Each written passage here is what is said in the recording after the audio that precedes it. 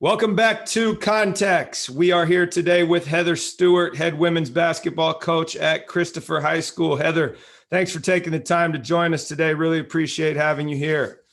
Appreciate being here and look forward to you kind of rolling out all this Context podcast. It's incredible. Great job. Awesome. Thank you for that. I would love to hear if you have, if you could take us through your background as a coach. How did you end up coaching? What got you into this business? What helped you land your first job and any subsequent jobs and where you are now? It's an interesting journey. I never actually thought I was going to be a coach. I didn't have any interest in coaching.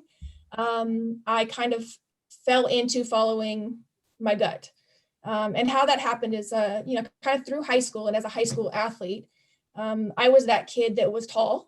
I was that kid that was put under the basket and told to rebound and shoot layups and don't dribble and don't do anything else. And I had 4 different high school coaches. So I didn't really have any continuity in understanding what a good coach looked like, sounded like, felt like. I really learned the game at the park with the guys. I started playing park ball when I was 13. And I was the only girl and probably about 30, 40 guys. And that's where I think I learned more about the game than any of the coaches I had ever had. So my experiences with coaches wasn't great. I felt very limited in high school in what I was allowed to do. I felt like I was held back somewhat by both my coaches and my teammates. So I ended up, it didn't deter my passion though. So I ended up, I actually blew out my knee in high school. So I had an ACL tear in high school. We didn't have club, we didn't have AAU, so we didn't have really ways to get looked at in college. So I ended up going the junior college route. And I had a bit of a hiccup at San Jose State. It just wasn't a good fit for me. I was rehabbing my knee. I ended up not playing there. And I transferred to Foothill College. And that's where I played my first year. So at Foothill College, I played under, at the time, Gina Cardinay, but Gina Johnson now. And I would have to say that Gina was probably my first introduction to good coaching. She was barely out of college herself. She must have been about 25 when she landed the job. And she was the first person who had kind of taught fundamentals, who had explained and introduced the concepts of, togetherness and team and hard work and all of those things. So Gina took a group of all freshmen. I think all of us had a chip on our shoulder. We were all kind of like the unrecruiteds, but we all had that same kind of, I'll call it park mentality. And, we literally in practice thought she was trying to kill us every single day. And we hated her, but we hated her in a way that she made us so good. And we knew what work was and we knew what it took. We learned what it took to win. So our team went from nothing in school history to winning 2 conference titles back to back. So I learned what it took to win through her coaching, through her expectations and her culture. And then I was a film kid, so I ended up going out and playing out in Michigan. I got a scholarship, full ride to go play out there. So I transferred to a school I'd never seen, I knew nothing about, but financially we were in a place where they said full ride, and I said, where do I sign? Mm-hmm. So I jumped on a plane to Midland, Michigan. I had to find a map because never heard of it. I went to Northwood University and started playing for a coach and a team whom I had kind of learned had not been 500 in over 5 years. So their winning record was not great. And I jumped into that team with the same mindset, work ethic, everything I had just come off of for 2 years. Mm-hmm. And when I got there, it became really evident to me that I really felt like I knew more than the coach did in terms of how to win, what it took, how to get there. The culture of the team was poor. The communication of the coach was poor. I used to sit down and ask her questions. Like I'd pull her aside and ask her maybe schematic questions. I'd ask her, personnel questions, and she didn't have answers. Mm-hmm. And didn't want to ruffle feathers and didn't want to, do things like that. And it became really apparent to me why they weren't winning. Mm-hmm. I had teammates that, would yell at me for going too hard in practice. And my mind was blown because I'm like, how are you not? This is why we don't win, right? How are you not going hard in practice? So it wasn't until, I graduated college where I was like, wow, like I feel like I could coach this team, mm-hmm. better than this coach that's been coaching here for a long time. And that's the first inkling. I was like, wow, like I might actually have a mind for this game. I understand it. And I think I had learned a lot through the park and park ball because, bigger, faster, stronger. I had to really think of how do I use my size, my speed, my angles? How do I earn their trust? How do I earn their respect so I actually get to play? Because at first it was like, no, you're not playing, right? And then I had to learn how to have a voice. So my thing was I got next. So I would step in and I had to earn that. And I think that through that process of having coaches that I really didn't care for in terms of what they would teach me, that they would stifle me, to having a coach that was tremendous in what she did and still does. She's at Delta College and has been there for a long time, is extremely successful. To going back to a coach that I didn't understand her concepts and her thinking. I graduated in May. I went back to my alma mater, Prospect High School as soon as I got back, and I started coaching at Prospect in November. And I was doing that on top of a full-time job. And I just went to my old coach and just said, hey, I really have a passion. How can I be a part of, building this program up and growing it? And so my old coach was the athletic director, and he was like, sure, come on in. And that was kind of the start. So I started coaching at Prospect High School. We flipped that program around within 2 years and started winning and having, a really awesome winning record. But more importantly, like, we changed the culture. And then I also started coaching club and travel ball. So kind of broadened my experience of the kids that I was coaching and the coaches I was working with. And then after Prospect, I moved out to Salinas and started working at Stevenson. And when I moved out to Salinas, I actually had no intention. I was going to take a break. I'd been coaching at Prospect for 5 years. I was going to take a break. I had a newborn. So I was living in Salinas, had a newborn, wanted to take a break, because if you dive into two teams, as most coaches know, you're pretty much living the game. And then, unfortunately, a really close club coach friend of ours who was coaching at Stevenson at the time, Mike Woody, passed away very unexpectedly. And he was very close to all of us. And something in my gut then just said, like, I have to go and take care of these kids. I have to go and build this program for him. I have to go and just be there for the progress of this program for him. Right. So I really had no intention of coaching. I was going to break. I was done. But then I got to Stevenson and I just fell in love with the kids. I fell in love with the staff. The parents were incredible. And, our first team, we were 2-17. And those kids were heartbroken. And my job was not to care about the record. It was to kind of mend the hearts of the kids that had lost their coach. And that turned into, when I brought another team in, I brought a youth. I had 4 freshmen that started the next year. And it was really about building foundation and fundamental and culture. And that kind of grew to where we had an incredible record there that just was a byproduct of what we were doing in the gym every day. And then from Stevenson, I ended up moving out to Gilroy in my last year at Stevenson.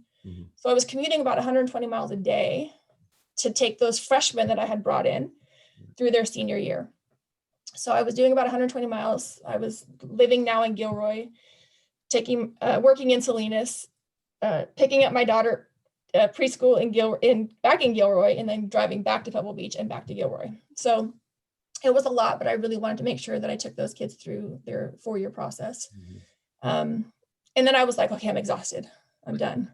There's the repeating theory here. I'm exhausted because if you were all in coaching again, now at this point I have 2 kids. I'm coaching 2 teams. I'm working full time. I'm exhausted. So I'm like, okay, I'm going to take a break. So I moved. When I'm in Gilroy, they build a brand new school 3 miles from my house called Christopher High School. So I was like, oh, I love a project. So some coaches are really good at jumping into great athletes and working with a program that way. I love to rebuild. It's kind of my thing. I love to start over, rebuild, reestablish culture. And so it was one of those where I couldn't resist. So I reached out, had an interview, was basically got a call later that day and said, let's do it. So 5 years with Christopher, and then ended up, we, built a really strong program in those 5 years, and then ended up going to Gavilan College as an assistant coach there. That was kind of the first time I'd really been an assistant in a long time, and it was a great growing experience for me. Mm-hmm. It made me a better head coach. Mm-hmm. And then again, we kind of flipped that program around, and they've done a really good job of turning it around. And then I ended up getting a call from the Christopher athletic director saying, "Hey, we've kind of fallen apart over here. We're a mess. Can you come over and start over?" And the whole start over thing got me again. So I said, "Yeah, let's do it." So this is now going to be my second year and my 22nd year of coaching after having no intention to coach at all. Wow.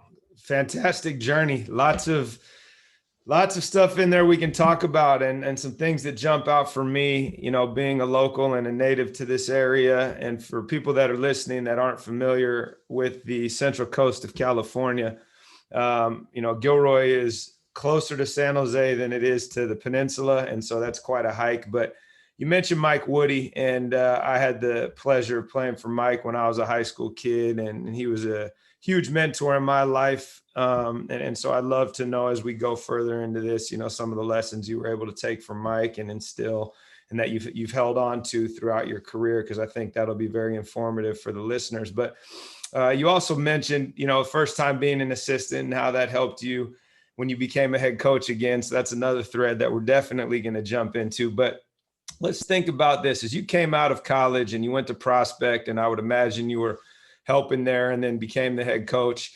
What did you learn very quickly that you still needed to figure out? And coach, sorry, because this is going to be interesting on your journey. Okay. Your subsequent stops, right? Going from Prospect to Stevenson to Christopher, and then back to Christopher in this role as a head coach at each of those stops. What did you learn that you were like, whew, man, I really need to get this figured out? So I think the first lesson I had to learn, and I think this is why I struggled at the 4-year level as a player, was that everyone wasn't like me in terms of my mindset, my work ethic, my, I loved contact. I loved just the aggressiveness of the game. It was a mentality thing. So the first thing I learned as a coach was everyone's not the same. They don't learn the same. They're not motivated the same. They don't think the same. And I think that was one of the lessons that I learned right off the bat. But the other thing was that, as I would say, as a young coach and as a new coach, I was fairly focused on the scoreboard. I had come from championship high school program. I had come from a championship college program. I was pretty scoreboard focused because at that time as a new coach, you think that that's how your worth is measured. Your value is measured by your result. And I think, part of what helped me process through that was not just in the high school game, but also coaching club. Mm-hmm. Because what I learned in the club game and coaching for West Valley was that in club, we weren't coaching necessarily to win. We were coaching to showcase players' talents so that college coaches could take a look at them. So it was a little bit of a different process. So I think that was the hardest thing for me to kind of back off. I think I was trying to be like Gina in a way that I was just pushing them so hard that it was too much. So I had to really learn how to back off. Mm-hmm. As I progressed, both in age and experience, I really learned that, and as jumping into a head coach, I learned there's so much more to the game. Mm-hmm. Not just as in terms of the players and the, setting up offenses and defenses and practice plans and all those other things, but creating a culture, creating, what you want your program to be, and surrounding yourself with people with similar mindsets. Mm-hmm. I'd been in a few situations where, one of my stints at Christopher, that our coaching staff wasn't on the same page. Mm-hmm. And we had to make some change. Mm-hmm. But, I really learned the value of having really good coaches around you that you trust. And I think that those that are currently assistant coaches may not understand your value. And I don't think as a young head coach, I didn't understand my assistant coach's value either. So that is something I definitely developed over kind of the years, and then going into an assistant role, I definitely understood what I could do better being in that position. And I think really just one of the bigger things that I learned was communication. When you're running a program from top to bottom, you don't just communicate with your players, you're communicating with your staff, you're communicating with teachers, you're managing and creating study hall sessions, you're communicating with officials and referees and making sure you're establishing a good relationship there, your administration, and sometimes to the coaches, the dreaded parent section, right? Mm-hmm. And I think that's something that through the years, I've got a lot better at. But, as a new coach, I just avoided the parent section altogether. And I said, I'm not here to coach parents, I'm here to coach kids. Mm-hmm. And I've learned that because of how involved parents are, I think more so now, mm-hmm. that you have to find creative ways to implement them into your culture and your program. Mm-hmm. And that ultimately helped with the success of the programs as I kind of moved forward. It's interesting that you note, and this has become a common theme on the podcast, which is as a young coach, the scoreboard was dictating a lot of, I wouldn't say your decision making, but your focus. And as you evolve and mature and gain more experience, it becomes a secondary piece to the entire journey. And the parent piece is interesting, right? Because as you think about coaching and who you're here to serve, it's the kids, but that parent experience is part of the kid's journey. So how have you figured out over the years your best way to navigate that, to create, I wouldn't call it a partnership, but you are definitely in some sort of arrangement with your parent constituency in order to best serve those kids? How would you say you've grown there? And if you could offer tips or advice to others that are looking at that same situation where, no, we don't want to just give them the Heisman. And at the same time, we definitely have to have boundaries between their role and what we're here to do. That's the $1 million question, right? And I actually would say that as a young coach, the scoreboard did influence my decisions mm-hmm. in terms of playing time and other things.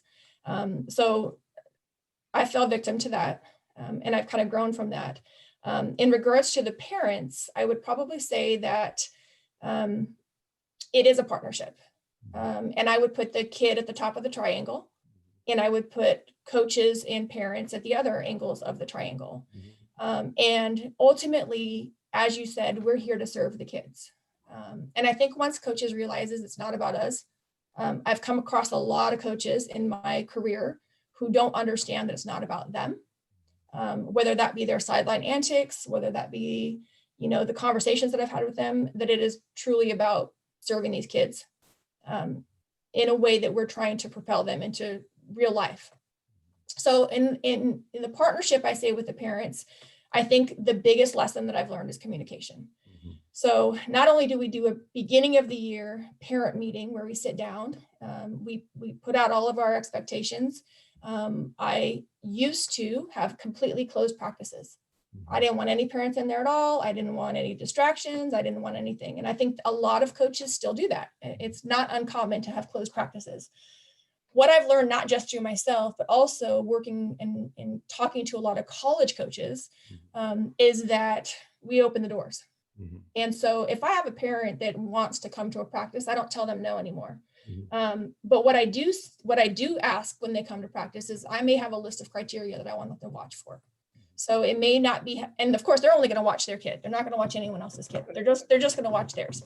So if I know that kid, usually if the parent's showing up, it's because there's some sort of a frustration or issue or whatever. Mm-hmm. So as a coach, I know what that kid is struggling with. I know the areas of improvement we can work on, and it might even just be an attitude thing. Mm-hmm. So I will, before that parent comes in, I will give them a list of, say, these are the things that I want you to watch during practice.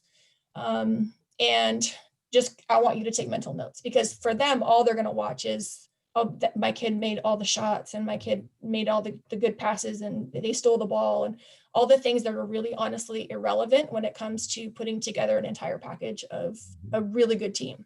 Right. So things like, how many times did they get on the floor for a loose ball? How many times did they high five their teammates? How many times did they block out consistently? Did they have eye contact with their coaches during communication? Things like this. And then the parents start to kind of understand. And I tell them, I'm like, now listen, if your kid has a complete flip while you're at practice and they're doing all the things I want them to do, I want you to be here every day. Yep. And they're like, well, coach, I can't. Okay, well then now you've seen what we want, the expectations. When you go home, let's work together on this. Right. But when you go home, instead of your kid saying, well, I don't get this and I don't get that, well, now go home and let your kid know, well, when you talk to your coach, you need to make eye contact and be respectful. I didn't see you have 5 of your teammates once. I didn't see you get on, and that's not necessarily just because the parent showed up. Like, we have those conversations in meetings as well. Yeah. And I think that if we can come as a partnership, because the worst thing that can happen is you have a kid at home, a parent at home, and they're having dialogue that have nothing to do with actually what's happening in the gym. Mm-hmm. So it's a skewed perspective. And then I don't know what's being said at home. I have learned over the years that there's some kids you can't change, some parents you can't change. And that was a huge revelation for me, because I wanted so badly to be able to impact every player and every kid that it would almost like take an emotional toll on me. Mm-hmm. And I had to come to the point where it was like, I'm not going to change behaviors that have been allowed and encouraged in a home for 15 years in 2 hours of practice, every day for a week. It's not going to happen. I would say that you aren't necessarily going to see them in the immediacy of your relationship with those athletes, but I would say that the seeds you are planting do carry over, and you will, I would imagine, often hear back from those kids about the impact that those lessons and being held to standard had as they've navigated their life. And not for all of them, but for more than you would imagine.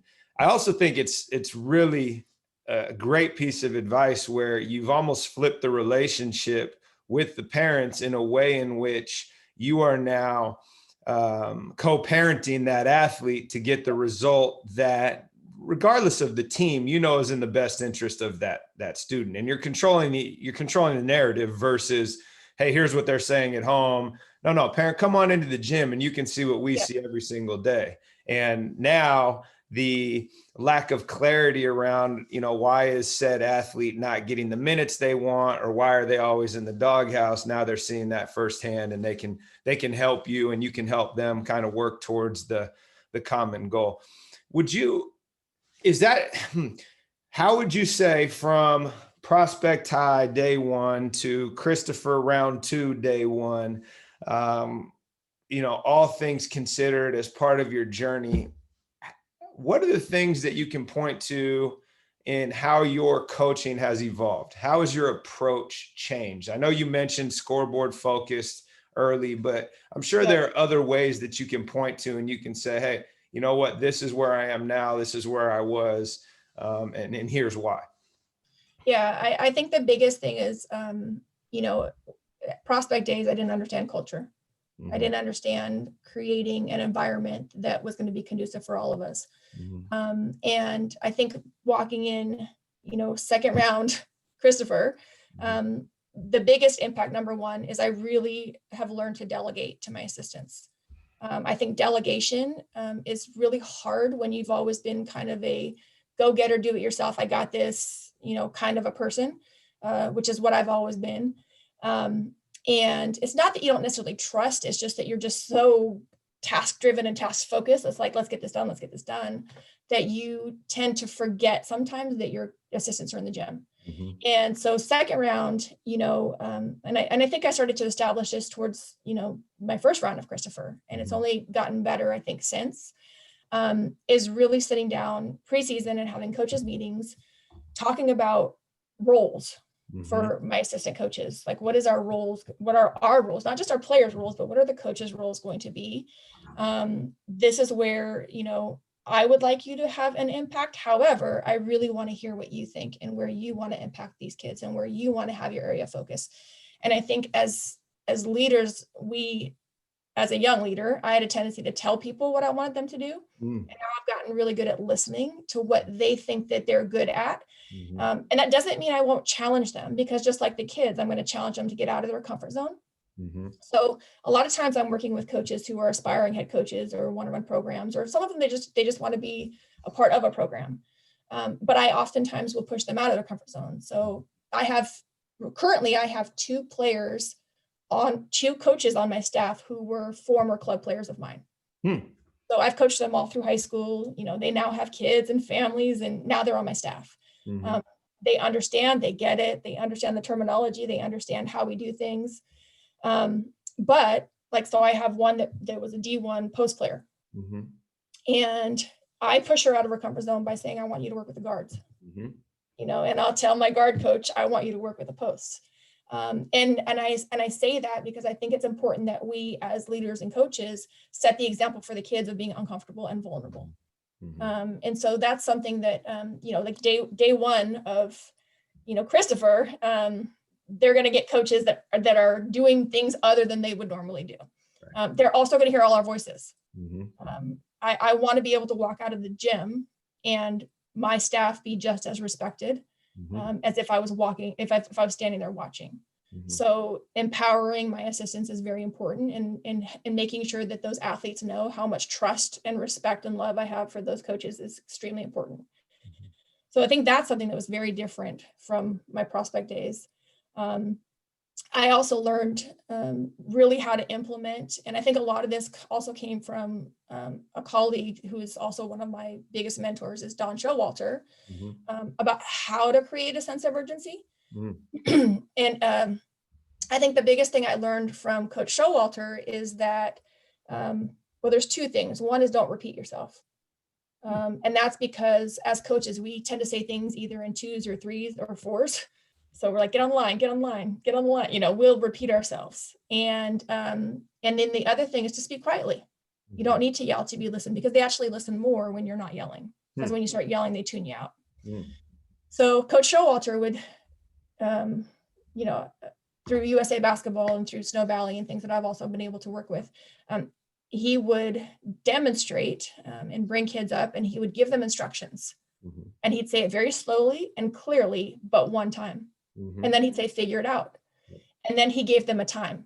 And so he'd start counting down 10, 9, 8. And so what he says that does, and I've learned it really does work, is that instead of them and the athletes setting the pace of practice, you're setting the pace of practice. So if you told the kids, go get on the line, some are going to walk, some are going to jog, some are going to sprint, they're going to kind of do whatever they can get away with. Mm-hmm. But when you put an expectation and a time, right, they're going to get to where they need to be. Mm-hmm. And then the other thing is, because you're telling them once, now you're creating or figuring out who your leaders are right off the bat, because who's going to turn around and make sure that there's the right number of kids in each line? Who's going to make sure that our spacing is good? And right now our spacing is crucial, because we all have to be social distance in any of the workouts we're doing now. So who's going to be the one to be like, hey, back up, back up, back up? Who's going to be the kid that does that? And do they listen? Because that's the other thing now, is I become so observant to the interactions of my players that I really moved away from assigning captains to earning captains. And actually, this is the biggest change I've probably made in terms of team leadership. We have different captains every week. And that's all based on who earned it. So we have criteria through the week of a practice. And then at the end of the practice, I pull every player individually and ask them, and no one else is around when I ask them, but I said, who was the best teammate this week? Who encouraged you? Who picked you up when you were down? Who was cheering for you? Who was helping you through workouts? Who was helping you figure things out? And I just want one name. And so generally that week or the next week, it'll come down to 1 or 2. And I generally have 2 captains. So whoever had an incredible team week that week are going to be our captains for the games the following week. And then it kind of moves on like that. So I've learned that kids don't really listen to captains they don't respect. So if this team is picking these players because of the actions that they respect and not because they're the best player, there's been several times where it's not been my best player that have been captains. Right. And that's also something that in the very beginning of the season, you have to communicate with parents. This is how we're doing this. So if your kid's if you're upset that your kid's not a captain, well, this is our criteria. So maybe you want to have a heart to heart with them about like, well, how come that's not happening at practice? Mm-hmm. How come you're not being a great teammate? How Mm-hmm. come your teammates not voting for you? Right. Um, it's a lot of dialogue. Yeah. Well, there's again, it's fun. Nothing in there had to do with basketball, right? So as a coach, how have you grown over the, last 20 years of doing this? And it wasn't like, well, I started running this play. No, it was all Right. culture centric, finding assistants and empowering them to grow, which you didn't mention, but I assume this is part of it. You're also training them. So when it's their time to run their own program, that they're ready to do that. And without letting them operate in that space, they're not going to be prepared. And also figuring out, it sounds like, where are these people good and where am I weak and how can I offload that so I don't have to worry about trying to get good at that when they can do that.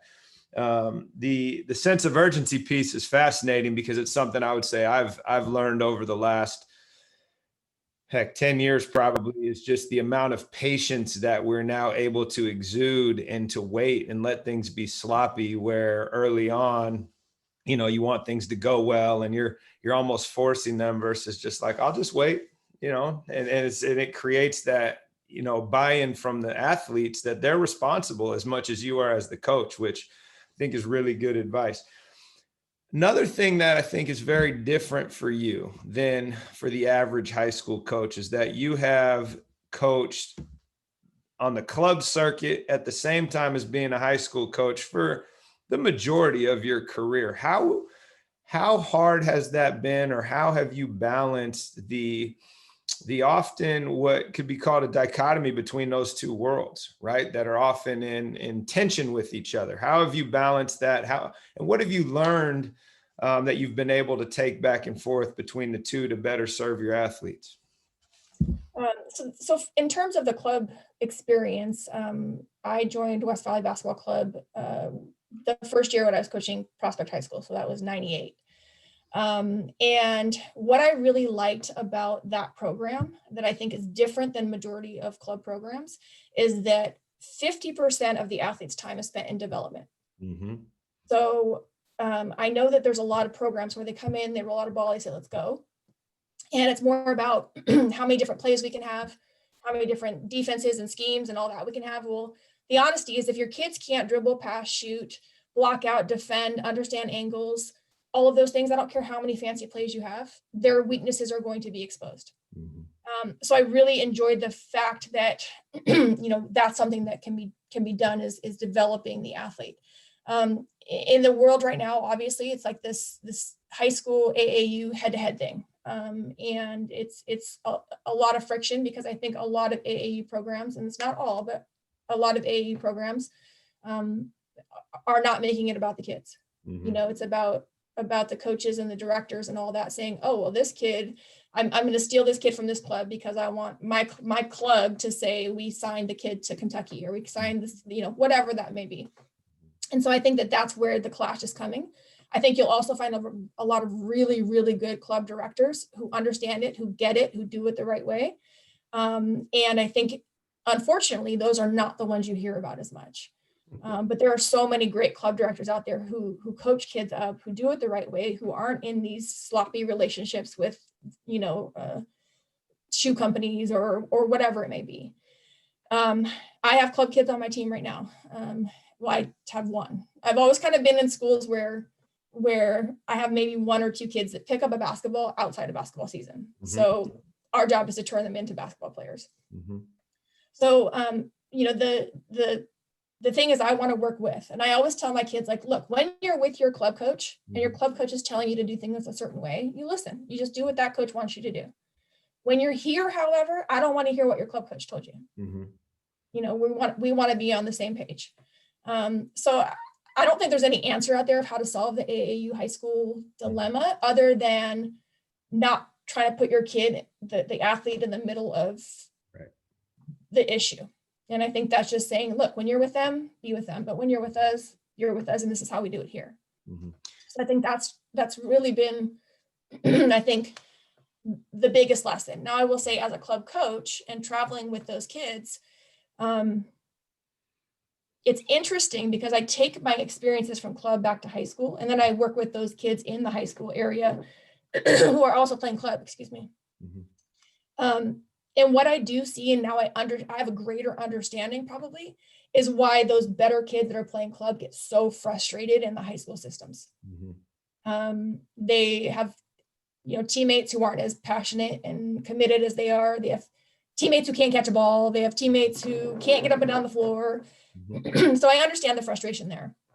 And I think that that's really helped me be able to pull those athletes aside and say, okay, well, instead of being concerned about what they can or can't do, how can you make your teammate better? Right? Because you're one of the better athletes out here. So if you turn and scream at your teammate because they couldn't catch a ball, well, we know they can't catch a ball, but we're working on that, right? How can you go to them and say, hey, well, let's do this together? So I think that one of the bigger things I've learned through just coaching both is how to establish better leaders on the high school teams through the club experience. They're exposed to a whole different world than our high school kids are. Right. They understand the next level of competition.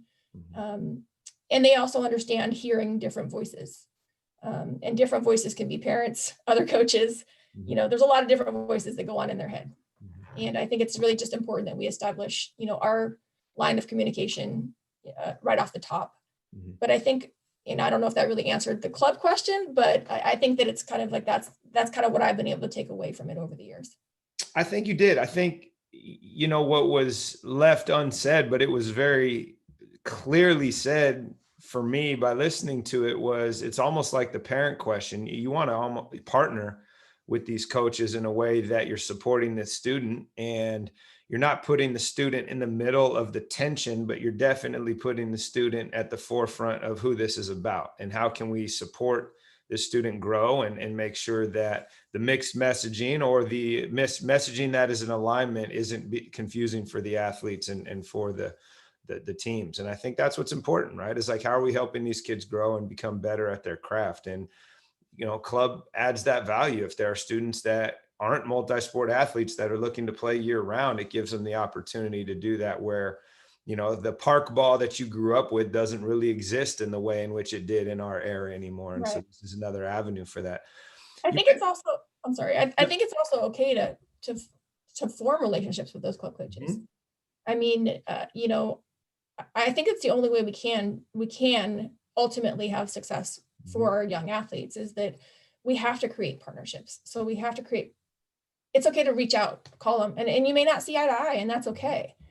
But as long as you as adults are having the conversation and trying to work things out, I think ultimately you can find a happy medium, because there's now with basketball, there wasn't a conflict before. This season, there's going to be conflict because now high school sports, basketball is in the spring season, so it's club, and you're allowed to do both.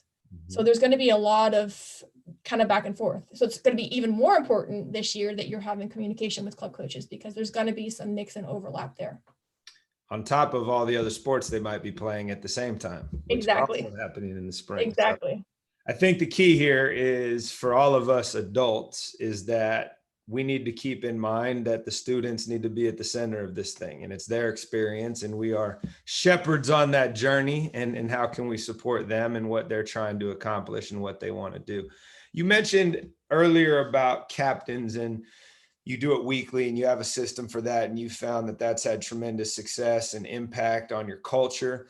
Are there other things that you can point to that you have discovered on your journey that have a significant ripple effect on your culture that you will bring with you wherever, that you've stolen from other people? Are there things like that you can offer in addition to what you've already shared with us? I would say my first go around at Christopher, I kind of figured out who I was, who I wanted to be, and the culture that I wanted to create. So what I did is I created an acronym for what I wanted to be. And I wanted us to be, and I grew up in the era of the dream team, right? So I wanted us to be our own version of a dream team. And, what that stood for was I wanted to have, and I wanted our kids to be able to articulate if they were asked, like, what's your team culture? I wanted them to have a elevator pitch, 30-second, this is who we are, this is what we do. And I think when kids don't know who you are or what you do or what you stand for, it's very hard for them to buy into it, right, and to spread it. So, our acronym for DREAM was that we were going to be a team that had a foundation of discipline, respect, effort, attitude, and mentality. And, and discipline was an interesting one because we had to talk about that first. Because I would tell you that 99% of the kids that I asked, like, what does discipline mean? And they would say, well, doing what I'm told. Right. And that's, I've presented for USA basketball coaches clinics. And I've asked this question to coaches and also get the same answer. What is discipline? Doing what I'm told. And I had to think of that in a different way. And I defined doing what you're told as being obedient. To me, if you're disciplined, you don't have to be asked to do something. So I would call it a self-discipline. So, if you walk in the gym and you're goofing around, are you disciplined? If you're in the gym and you're jogging through exercises, are you disciplined? If you're, focused more on the result than the process, are you disciplined? So that was a big conversation for us, is what does discipline really mean? And my task, my goal for them was to be able to take this acronym of DREAM, and I'll talk about the other ones too, but to be able to take that off the basketball court and apply that to their lives. And I've been very fortunate to be very successful in coaching, in that we've hung up banners wherever we've gone, which is great and exciting, and trophies in the case and all that great stuff. But I would say I feel my bigger reward is a good friend of mine, Kevin Sutton, who's the associate head at Rhode Island. He calls kind of his players his living trophies. And what that means is when you can look back and you can have relationships with these young people that have formulated over the years, and you can look back and still have those relationships, those are the trophies that I want. Those are the trophies that are important to me. So I want to be able to give them the tools. And like you said, sometimes they don't get it right away, but 2 years, 3 years, 4 years from now, they call back and like, okay, coach, I get it now. So everything that I've ever tried to do kind of after the prospect days was more about their life lessons. And the success on the scoreboard, it was just a byproduct. So discipline was the first one, and then respect. And respect came from a lot of things. I also work for Positive Coaching Alliance, and I've been able to implement a lot of the things from there too. But respect comes from a lot: ourselves, our teammates, the officials, our fans, opposing fans. One of the bigger things that I really love, Coach Don Meyer was someone that I listened to a lot, and he talks always about their dirty jobs. So what that means is, I believe you should always leave the place better than you found it. So my team, after every single game, my players go into the stands and clean the stands. Because I have one custodian, and we can make his job really, really hard. Or we can be a great team and have respect for him and what he has to do. And we end up cleaning our stands. Now, what that's turned into is that I actually have parents and students at the end of the game, so that my players aren't, because they see the kids run over right afterwards and start cleaning, is that they actually pick up their things and throw them away. So my stands are very clean. The other thing is respecting our opponents. So when we have visitors to our school, they go through our locker room. Now, if you've been in PE locker rooms, they're not always pretty. There's stuff everywhere. There's garbage. There's whatever. So my JV team, because they play first, my JV team goes into the locker room and cleans our house. So we clean up our house to make sure that our guests are welcome to a nice environment. So the JV kids will go in and say, I don't care if it's soccer stuff, I don't care whatever. We're picking it up. We have dustpans. We have everything. We clean up the locker room. We always write a welcome note for the team coming in the team room. And so we want to make sure that we're respectful of that. Effort, I think, is something that we talked about, just in terms of our expectation. You're not always going to get it right. I think the biggest thing that we have learned is that I have learned is that really getting kids to understand that I don't care how many mistakes they make. They get so caught up in worrying about, I messed up, so now we're struggling with confidence, and now that snowballs into the next play and into the next play. And one mistake, you put your head down, well, 8 seconds later, we've already had 2 plays. So really teaching kids that I'm more concerned with your effort, right, than the result. So like, obviously, I don't want you making the same mistake over and over and over again, because then we're going to have to pull you out and fix that in practice or whatever it may be. But you're 100% in control of your effort, in addition to your attitude, right? And one of the things I learned from Positive Coaching Alliance was called your E-tank, or your emotional tank. So one of the things that we'll do at the beginning of practice every day is we'll just have everybody come in, circle it up. And emotional tank means it's like kind of your gas tank, you know, like sometimes you wake up in the morning and you're feeling great and you're awesome and things are going well for you. But things throughout the day can drain your tank. Yeah. So it could be an interaction with parents. It could be they didn't eat, they didn't sleep. It could be they scored not what they were expecting on a test. They forgot about a homework assignment. They're having relationship issues. All sorts of things that can drain a kid's tank as well as coaches' tanks. Mm-hmm. So what we do in terms of you know, our attitude is we come in and we all put our thumbs up, you know, and then we go, okay, now where are we? Are we here? Are we here? Or are we here? Mm-hmm. So that right off the bat, I can see where everybody is that day. Because as a coach, if I go in with the expectation that everyone's going to be like this, Mm-hmm. right, then I'm coaching them a little bit differently than if I know a kid's had a really, really crappy day. Mm-hmm. I'm probably not going to dig into that kid as much in terms of I might pull them aside and have a conversation and go, hey, let's talk about it. Right. The other thing that happens in that is that we create like e-tank buddies. Mm-hmm. So like you're responsible for filling each other's tanks today. So whether that be like encouragement, high fives, whatever it may be, like that's your tank buddy today. And just kind of having that team camaraderie, that team ownership, and we mix it up. In addition to like every day in warmups, I want you to have a different partner.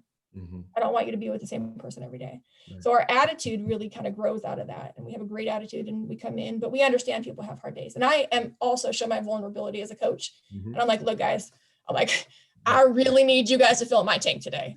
And I think the more vulnerable we can be as coaches and honest, and even when we make mistakes and saying, I screwed up, that I don't know why I did that. That was dumb.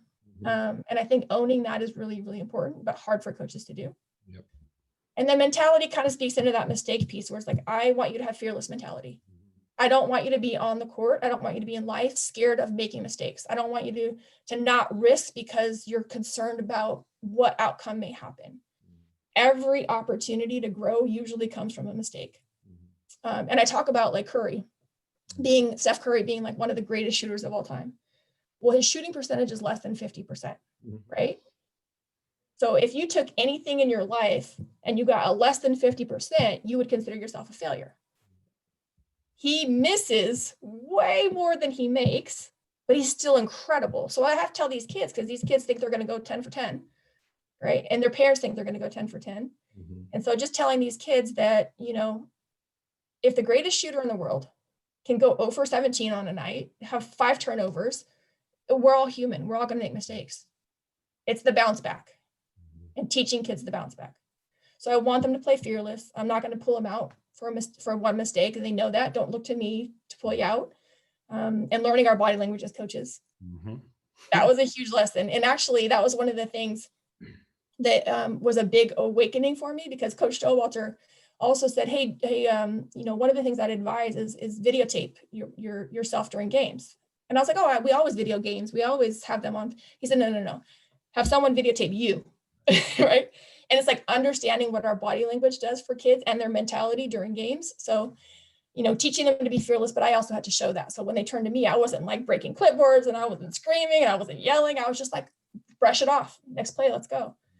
Mm-hmm. And then the last one, well, that was the last one. Mentality is the last one, but you know, you put it all together. And if you have discipline, respect, you know, effort, your attitude and your mentality all right where you want to be, you're going to be a dream team, not just on the court, but in life and in the classroom, in your relationships at home, if you put that much effort into it. So just being able to teach kids that we can sum it up in a very short way and understanding what that is. That was a long-winded, sorry about that.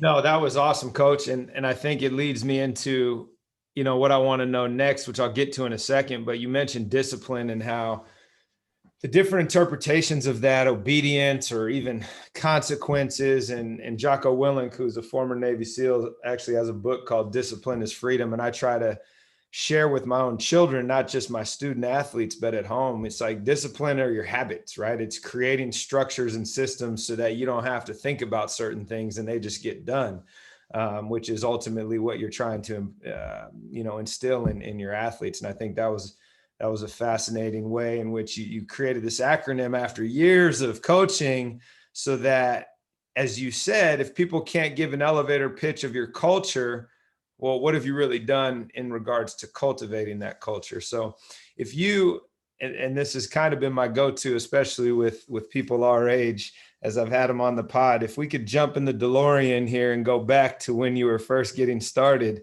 what advice would you give your younger self, so that not that they could skip all the lessons that you've learned, because ultimately you're not creating a dream team without all of those lessons and the stops on your journey, but what could you invite yourself to think about early on that would help you advance to this iteration a lot quicker? I think I would probably say there's just a few things. One is, let the scoreboard be a byproduct of the work that you do. That would be the number one. The focus should be the kids and their development, and the scoreboard will take care of itself. I would say number two, don't be afraid to over communicate. I think we tend not to want to communicate, so don't be afraid to do that. And then number three, and probably most importantly, you have to have balance. I think that's been something over the years where I talked about being emotionally drained and just physically drained and the toll that it takes. I will guarantee you that no one goes into coaching, at least at our levels, for the money. I think some years I've ended up paying myself to coach because of gas. There's no reimbursement for our gas fuel or things like that. So I think some years I've actually paid to be a coach. And I think having balance and understanding, like, your family has to be your ultimate priority. And I found where in the beginning I was spending way more time with other people's kids than my own. And so I created a family environment in my gym. My kids come to practice sometimes, and my assistant coaches' kids come to practice. Now they all know that there's boundaries and things to be done, but I want to be able to create that. And it's interesting because having an opportunity to work for the Warriors organization for a while now, that was one of the questions that came up, like, to Coach Kerr, was how he created culture and why people like to go there and why they were successful. And the players will actually tell you. Actually, it was Mike Brown, who was his assistant at the time, was at a coaching clinic, and he had come from Cleveland, and then he was, now on the Warrior staff. And he said the hardest thing for him to understand was that, like, Coach Kerr's number one thing in his foundation of culture is fun. So Coach Kerr would, towards certain period that the music's playing in the gym. I play music in the gym. They're playing music. He said, and then, they would have the curtain drawn, and you would see all these players' kids on the other side, like, just playing pickup and having fun, so that after practice they were able to be with their families and be with their kids. And so I think balance is just such a huge component for a coach, because we get very, very involved and having, whether it's one team or two teams, full-time jobs. I've never been a teacher. I've never been an educator. So I've always been in business and worked in business. And so it gets very overwhelming. And I think that was one of the bigger lessons that I learned, is I need to put as much value and time into my relationships at home with my husband and my kids that I do with other people's kids. Right. So I think if you take those three things, I think that's kind of, if I could have learned that back then, I think I would have been, one, I probably would have less gray hair. And two, I would probably be, even further elevated. And I would say the other thing also that I kind of learned, and I just want to pass this on to a lot of coaches that are perhaps listening to this, is that through my work with USA Basketball, I really learned that the best coaches should be teaching the youngest levels. I think so many coaches have, and I understand it being financial, being career, but they want so quickly to move on to the next step that they're not really embracing the level that they are.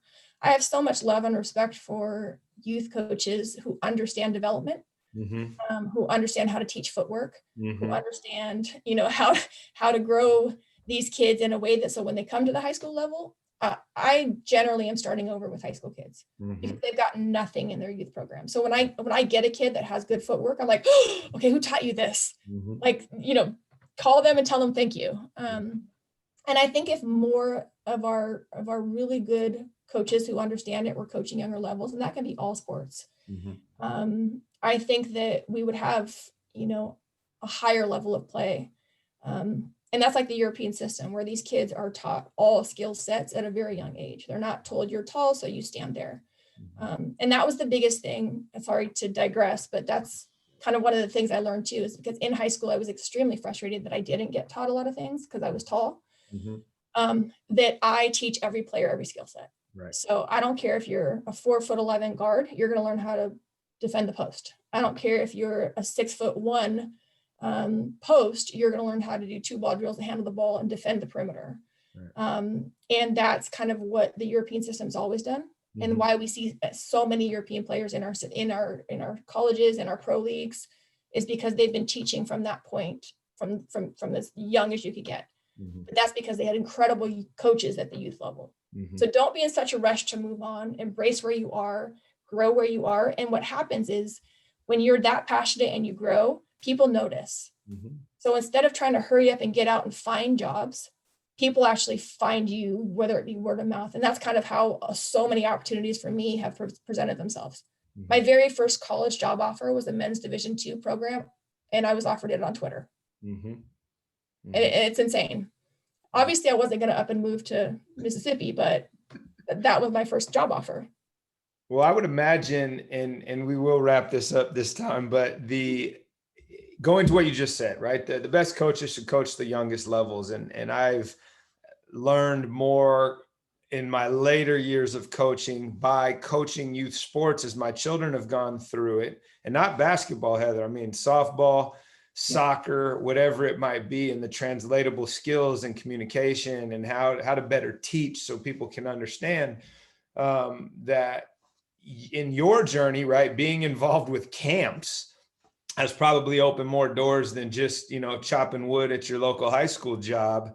And it's interesting that came up just kind of roundabout throughout this conversation. So I would invite, based on that advice that you gave, all of us as coaches to get involved in our youth programs, to give back there, not just from a mentoring standpoint, but also to work on your craft. Absolutely. And I would also encourage, if you have a group, we know a lot of our youth programs are run by volunteer parents or whatever it may be. I would encourage you to have a clinic. Invite all of the volunteer parents, invite all of the youth organizations in your area, run a high school clinic, and teach the parents the skill sets that you want to teach the kids. So, a lot of these times, these parents have huge hearts and they're just doing it because no one else will, or just young coaches, they just don't know what they're doing. So I would say, attend clinics, but also don't be afraid to have one in your community, and invite the people in that are going to be impacting the kids in your community. And the more you can get out, and also that's a great opportunity for jobs as well. If you're looking for coaching work, is go work camps and clinics, go work the college camps. Every college coach I've ever spoken to, and it's all over the US, have said our doors are open. Come and watch our practices. Come work our camps. So, you don't know until you really don't know or understand until you do it. And I always tell kids, the answer is always no until you ask. Yep, 100%. Don't ever be afraid to ask for something. And great way to end this, Coach. This has been fascinating, and we definitely need to get back on and do a round two. But I appreciate you being here today. Thanks for joining us. Thanks for inviting me.